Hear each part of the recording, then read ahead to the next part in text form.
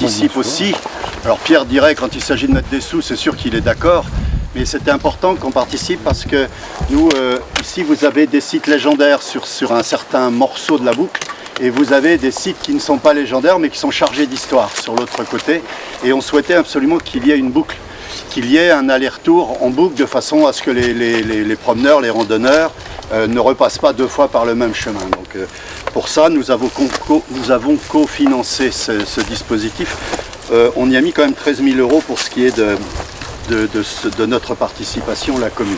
On n'est pas dans les 600 000 € dont je parlais tout à l'heure. Mais bon, hein, les petits ruisseaux, comme là, vous voyez, il n'y a plus d'eau, mais font les grandes rivières quand elles arrivent à Redon. Là, crée les inondations. Vous voyez un peu d'où ça part.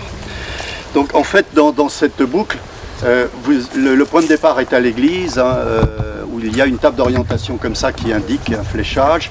Et on fait un plein nord, on arrive sur le chemin du rocher glissant, le rocher là-haut, donc site légendaire. Puisque l'histoire dit que Lancelot et Guenièvre ont été un peu plus loin que se déclarer leur amour. Après avoir fait leur déclaration d'amour au pont du Secret, ils seraient venus au pied du rocher ici pour aller un petit peu plus loin dans la découverte. Bon, nous on n'était pas là. Pardon, il paraît qu'ils auraient découvert quelque chose. Hein, coquin. Après, on parle de cette histoire de l'AF. Il y a un pupitre plus loin qui parle de la biodiversité que l'on trouve assez exceptionnelle sur ce circuit-là.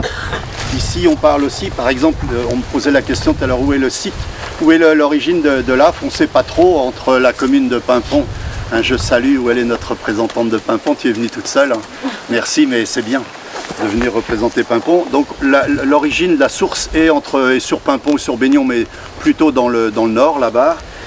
Sachant qu'il y a aussi une particularité, il y a une timbale d'or qui a été découverte dans ces coins-là. On ne sait pas non plus si c'est sur Paimpont ou sur Baignon, mais cette timbale d'or a été datée aux environs de -1000 avant Jésus-Christ, donc à l'époque des Celtes.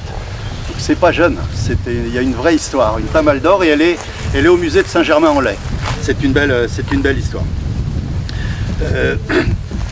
Sur cette boucle-là, la grande particularité, c'est cette vallée sauvage, une des dernières vallées sauvages du centre-Bretagne, qui a failli, Jean-Luc rappelait tout à l'heure qu'elle a failli être inondée. On a failli avoir un barrage qui allait être le pendant de barrage d'Arzal, hein, une réserve d'eau importante ici. Tout ça aurait été noyé et les riverains et beaucoup de gens se sont opposés. Ça a fait pas mal d'histoires à ce moment-là.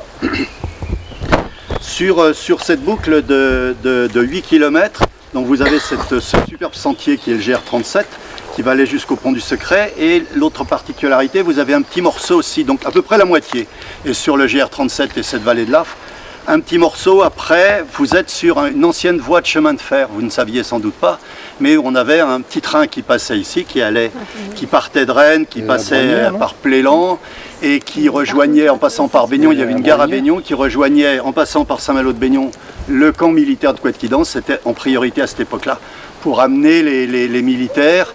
C'était un camp d'entraînement. Il y a eu jusqu'à 20 000 soldats sur le camp d'entraînement de Couët-Quidan. Et il y a un morceau de cette boucle qui passe sur le chemin du Taco. Donc un morceau chargé d'histoire. Bien sûr, cette balade a été pensée en cohérence. Aujourd'hui, quand on parle tourisme, on pense destination Brocéliande. On n'a pas trop le choix. On l'a pensé en lien avec la destination qui régit maintenant notre tourisme local. Et aussi en complémentarité, on a voulu être surtout complémentaire avec les sites illustres du massif. Il y a aujourd'hui, il y a une carte qui parle du massif de Brocéliande. Il doit y avoir 5 spots. 5 endroits remarquables avec le tombeau de Merlin, et ainsi de suite, la porte des secrets. Et on trouve maintenant la balade de Lancelot. On a voulu donc être très en cohérence avec tout ça. Avec les 3 communautés de communes limitrophes d'Ille-et-Vilaine et les 2 du Morbihan. Et ça va déboucher sur un syndicat mixte qui est en cours de constitution. C'est important, notre collègue de Paimpont, tout à l'heure qui représente l'Office du tourisme de Paimpont, faisait remarquer que c'est bien que Saint-Malo de Baignon arrive maintenant, au milieu que Baignon arrive aussi, quand je dis au milieu, entre Saint-Malo et Paimpont. Paimpont qui sature avec tous ces touristes. Crorantec qui repart en puissance. Aujourd'hui, sur ce territoire, on a maintenant, pour les touristes, ils ont des points d'attraction. Il y a un vrai maillage qui se met en œuvre, quoi. Et c'est important. Chacun trouve y met son pion. On a beaucoup d'atouts, c'est sûr. Ouais.